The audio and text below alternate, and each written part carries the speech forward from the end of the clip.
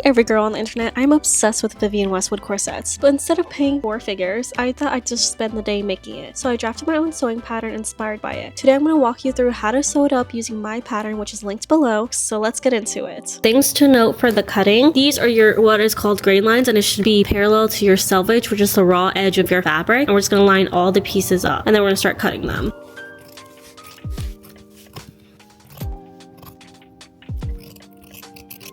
Even if you guys don't want to, get into the habit of changing out your sewing needle, your machine needle, every time you start a project. It's going to save you a lot of headache later on. Your needles do get dull as you keep using them. I'm going to use 80-12 because I'm using a wool fabric, and we're just going to switch that out. This is going to be a little bit different from all the tutorials I've sewn in the past because I am sewing my top right before I'm supposed to leave to Paris, and we have less than 12 hours now. It is currently 9 o'clock and I still need to pack for my trip. But I want to make this top, do this tutorial so that this is all ready for you guys. I'm going to take you guys along with me, and you guys are actually going to follow my process of how I make the top. Once you get used to the sewing process, you're going to be able to know what the shortcuts are, which means we're going to sew all of our pieces together first before we take it to the ironing. We are going to jump right in and start with the bust cups. On the bust cup pieces, you'll find 2 notches on each side. Matching them up forms the center seam. Sew both the facing and lining cups right sides together. I decided to use the same fabric for both of my facing and lining because that is just what I had. My goal is to try and make it through all of my fabric stash instead of buying more. You'll sew it 3/8 of an inch away from the edge, and the seam allowance is already included in the pattern, so you don't have to add it yourself. Just one less step. You'll do this 3 more times now. In total, there should be 4 bust cups sewn. And I'm chain piecing, feeding my cut fabric pieces through the machine one after another to save time and thread, leaving a little thread chain connecting them. Honestly, I don't know how much time this actually saves, but I'll take the illusion of efficiency. This is now what it looks like with the bust cup open. Usually the center front is a little bit more narrow than the side. That's how you can kind of tell. Ignore the sirens in the back, we just have to keep going. This is the strip that makes up the top of the bust cups, and that's what we're going to sew next. Usually we would press this part open already, but we're skipping that part. So when you sew that top part to the bust cup, just make sure this is open because we're going to press it open later. If it helps, just stick a pin in it to help you keep it open while you sew. And we're just going to sew starting from the end, lining that up at 3/8 of an inch. Kind of go slowly if you need to. This is what I meant when I said you wanted the seam to be sewn flat and open. Top of your bra is done. The reason why you have 4 bust cups is because 2 of them is your facing cups and 2 of them is the lining. For fully lined garments, it really is just like making clothes twice.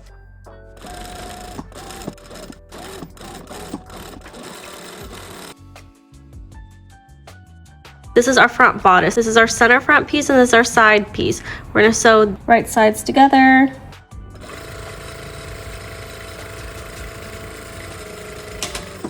So starting from the top of the piece, lining it up.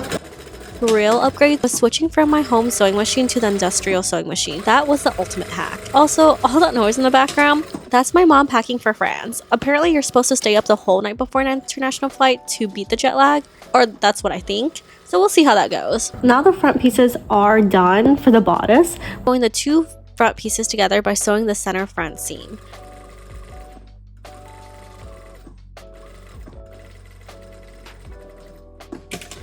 I think the bobbin ran out. That's why sometimes you shouldn't be listening to music when you're sewing. You can hear when there's something wrong with the machine, so my bobbin clearly ran out. Nothing is more frustrating than when you have everything lined up ready to sew, only to realize the machine hasn't been sewing.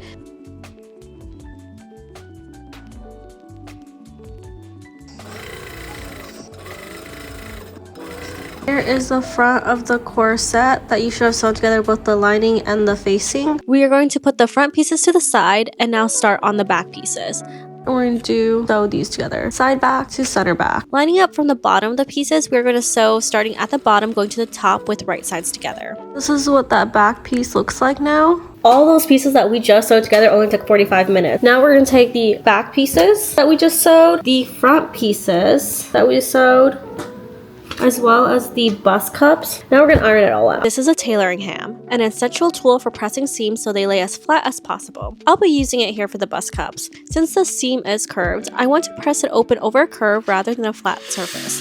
So I'll rotate the ham until I find where the shape matches the seam best. Lay the seam over it and press it open, letting it form to the ham's curve. Trying not to burn my hand. This is our front piece. You're just gonna press open all the seams. Sometimes the fabric's too hot to touch right after pressing, but I still want those seams even flatter. This is how I burnt my fingers so many times. So I'll take my tailoring ham and press down on them while the heat sets.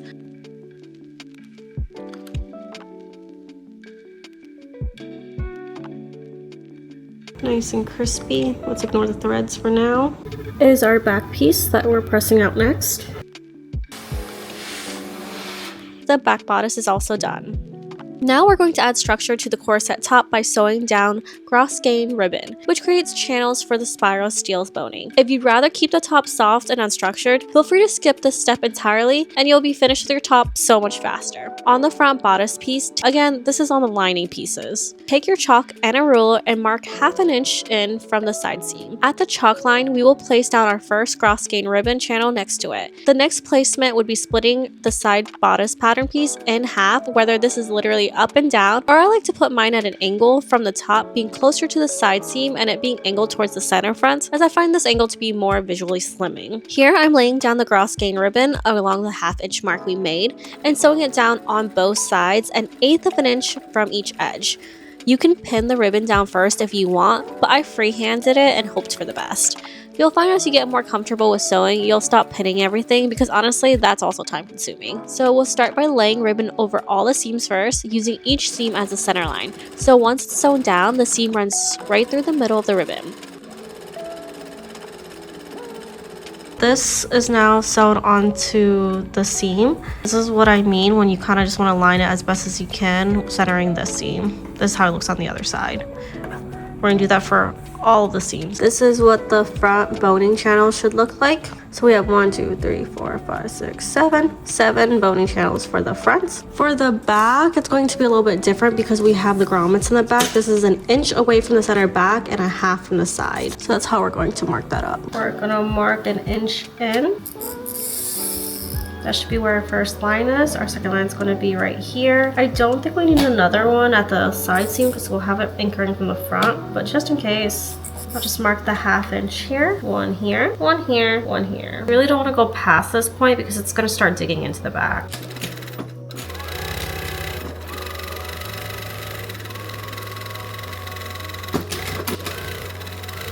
When I'm sewing the other side of the bias tape, I like to slightly stretch the fabric so that it's flat under the ribbon because sometimes it does fold under. This is what the back pieces will look like with the boning channels sewn in. 1, 2, we have 6 of them. Now we are going to sew the bust cups to the front bodice piece. The princess seam of the front bodice should line up with the seam on the bust cup. But this is where it's going to get interesting. We're going to match up the seams here, but only sew it from this seam to the center front. Same with this side. Let's just pin it. That's gonna shift.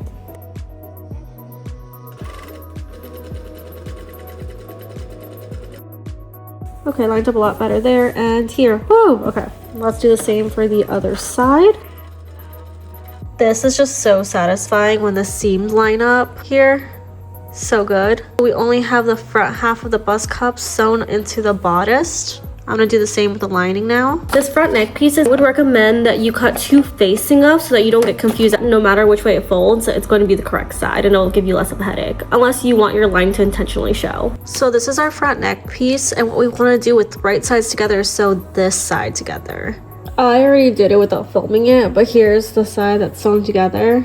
Everything else is still open, but this is the front part, and then this part here is what we're going to sew to the bust cup. The fold over collar piece should line up perfectly across the top of the bust cup, and the finished seams of the collar that you just sewed should line up with the center front of the bodice. And we'll sew it all the way out, and what should really happen is right sides together and sandwich that layer between the bust cups like this. This is the neck part here, and here's our bust cup underneath. We're going to go across the top. This is the lining that I'm working on first.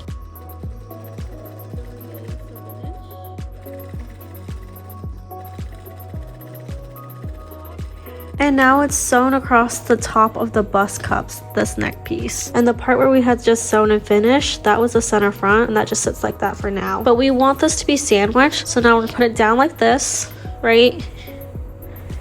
And then lay this right sides together and sew across the top of the bust cups. This is the facing, the neck piece, the lining. Pinned it across the top. We're going to sew from the lining side this time. Since we already sewed the lining and bust cups together, we can follow that existing seam line, which keeps everything clean when we're sewing through all the layers. Now that we have all the layers together, it's kind of thick at the top, as you could tell. So I would recommend trimming close to the seam line, but not into the seam line, just to take some of that bulkiness out.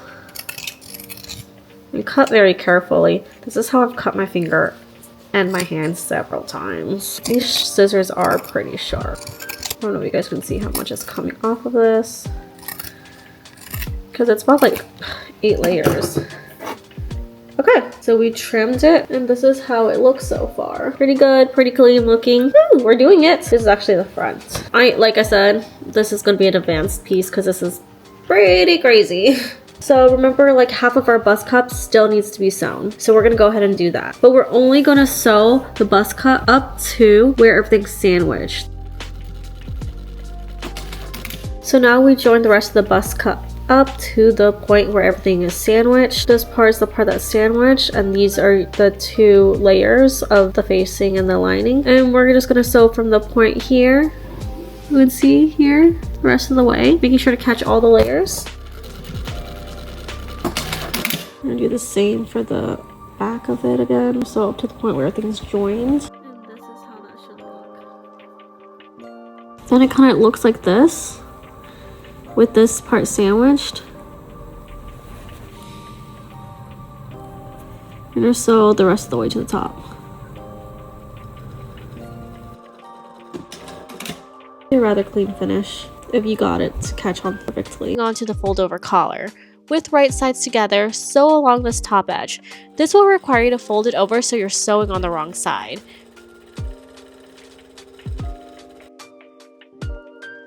Snip your corners so you can turn it inside out better, cleaner.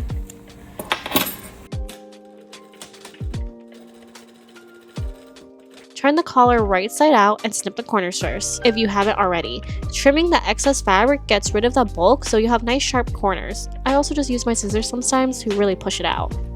I'll fix the point, but oh my god, this is so cute! Next, we'll join the back bodice to the front bodice at the side seams.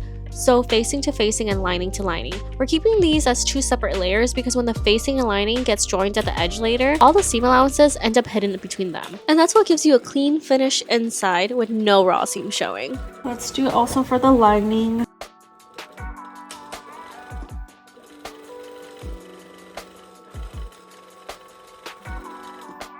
The back piece is attached to the front piece. We're gonna sew this back neckline right sides together. Flip it right side out like this. Push your seam allowance towards the lining and we're gonna top stitch that down. So the seam allowance is pushed towards the lining, sew down seam allowance.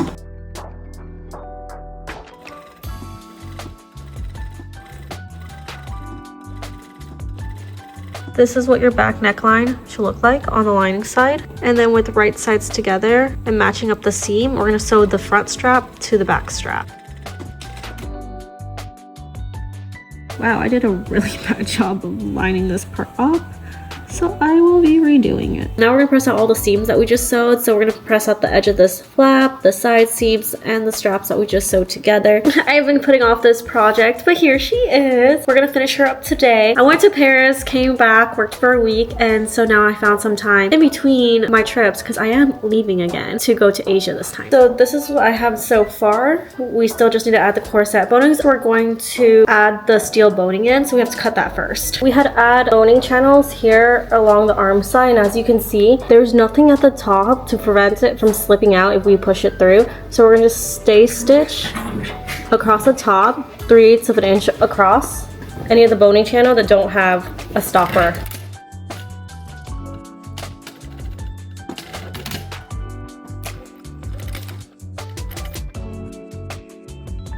The boning should now be secured with the seam line.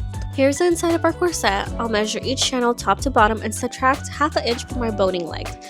The extra room keeps the bone from pressing against the stitching at either end, and our seam allowance is 3/8 of an inch. Though I'll admit, on my final piece, I probably should have cut them shorter, especially through the curved front sections. The curve eats up a lot more length than you'd expect, so I would have actually shortened the boning by almost an inch.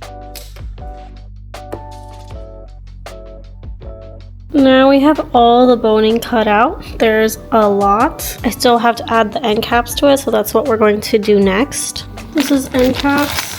You have to buy them for your specific size spiral steel boning. They'll usually be sold together a set. These are like 10 cents a piece. This is the best investment I ever did if you're really into corsetry. You've probably seen me use this hand press tool a lot. But right now it has a die on it, and that die allows me to like crush these caps onto the boning so that it can protect it from hurting the person wearing it and not have the ends not be as sharp. You only have to press it down once, and then you're able to mold the tip to the boning. When before, I think you use pliers to clamp it down, and that took too much time. The one thing about sewing is you usually have to do it the hard way before you figure out the better way, because you don't know what you don't know. That's one of the reasons I'm so grateful for social media. I love getting to watch other people's processes, picking up little techniques, and learning from their experience. It reminds me that there's always another way to do something, and sometimes one small tip can save you hours of trial and error.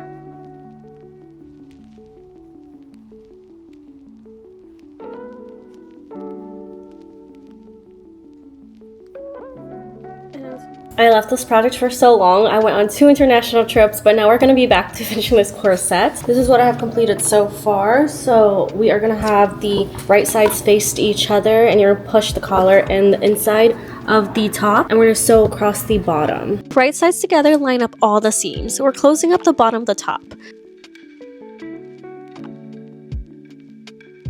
The boning's already in at this point, so as I sew, you'll see me nudging the bones up and out of the way.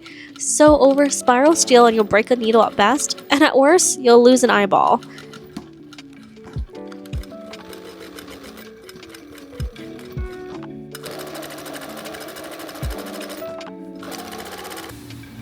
So that's how it looks now. I sewed it twice, 3/8 of an inch away from the hem, just because I wanted to make sure that it was straight as possible, because I was too nervous to sew over the boning the first time, so it was a little crooked. Take this and flip it inside out. As we are finishing up the corset, we will be turning it inside out a lot to try and make it as clean as possible of a finish. This is how it looks now inside out. This is your hem. It'll look better once we press it out. But you see how the armholes, we now need to address that. What I'm going to do is just serge them together, the facing and the lining. So we're going to serge all around the arm side and then just stitch it over like this so that it can be clean finished.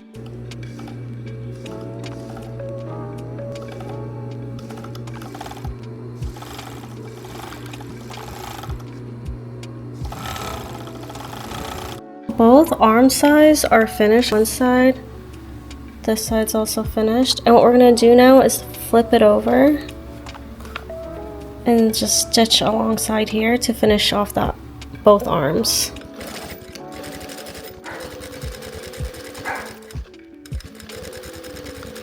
Here's boning right here, as you can see, so just make sure you fold it down so you don't sew over the end caps.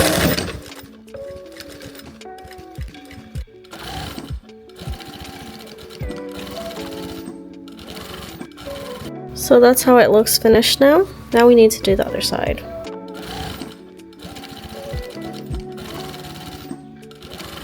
The top is almost done. Both the arm sides are now finished. We have the back to close up. You can either use like a separating zipper. I'm going to put in grommets. This is interfacing. One side is rough and one side is smooth. We're actually just going to put this in here on the facing side. So the rough side should be up towards the facing so that it could stick to it for when we put in our grommets. It won't rip through the fabric. And we're also going to press out the arm side while we're at the table. So here's the rough side. We're going to slide it in between this rough side towards the facing.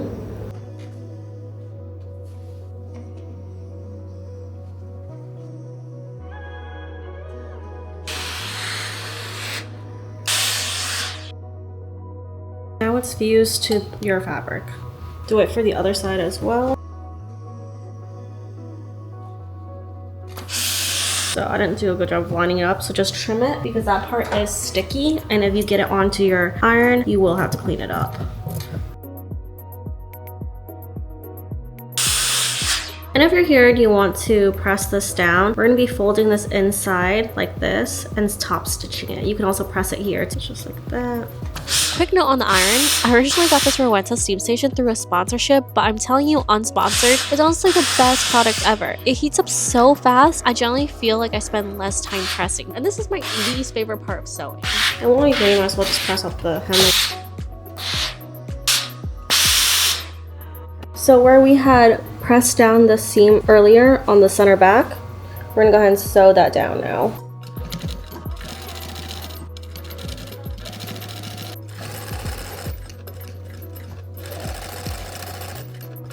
Now that the back is done, this is what that seam looks like. We had top stitch both sides.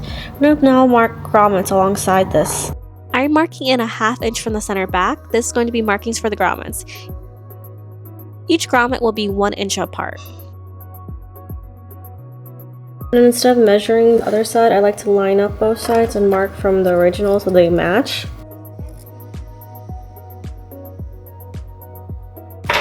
This is a hand press. If you do a lot of corsets, it's best to have one of these tools. It's linked on my Amazon if you want one. So I'm gonna do the die pieces, which is the pieces you put inside here in order to create the holes. It's like a hole puncher for fabric. This part gets screwed into the top. This part gets dropped in. We're gonna line up with where we've marked. If it doesn't work, we'll just cut it out by hand. This sometimes happens when the fabric is too thick, and that's true for the corners where all the fabric is folded inside, but it is so satisfying when it does work, and this is honestly my entire arm workout. Change the die, which are the pieces again, to the grommet ones, and empty out the hole puncher because the fabric you see gets stuck inside, and that's what sometimes makes it hard to punch the holes. These are what the pieces look like for putting on the grommets, so we're going to switch that out. This part gets screwed into the top. Pop this one in.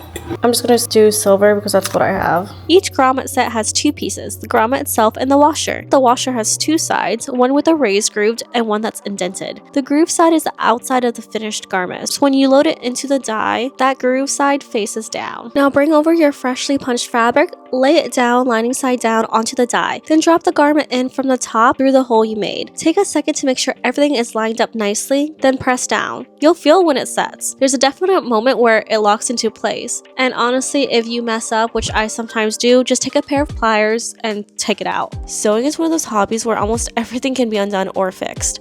Sometimes it just takes a little extra time, but that's just part of the learning. No one gets through a project without something going wrong. There was a time when I hated making mistakes. Honestly, I think I hated them so much, I would let them stop me from even starting a project. And if I did start, and things weren't going the way I imagined, I'd get discouraged really quickly. Every mistake felt like proof that I wasn't doing it right.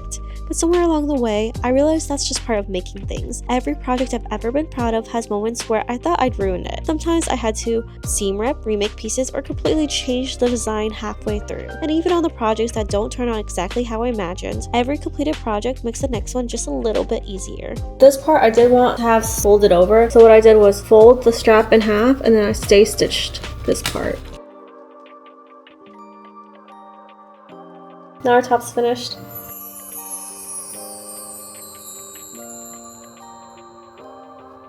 I paired the corset with this amazing fringe skirt I found that is actually a archival Gucci 2005 runway skirt. Thank you so much for watching, and if you want to make this corset yourself, pattern's linked below. See you in the next one.